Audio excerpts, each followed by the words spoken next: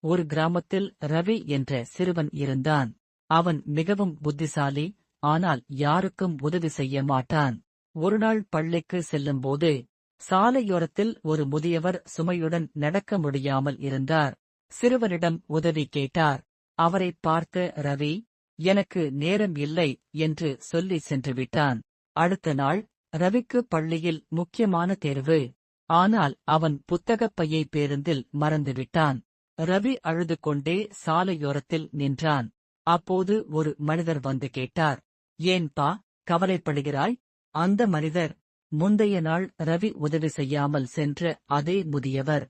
முதியவர் உடனே, கவலைப்படாதே என்று சொல்லி ரவி சென்ற பேருந்தை தொடர்ந்து சென்று புத்தகங்களை எடுத்துக் கொடுத்து அவனை பள்ளிக்கு அழைத்துச் சென்றார்.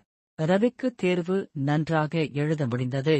அப்போது முதியவர் சொன்னார், நீ செய்த உதவி மட்டும்தான் திரும்ப வரும் என்பதில்லை.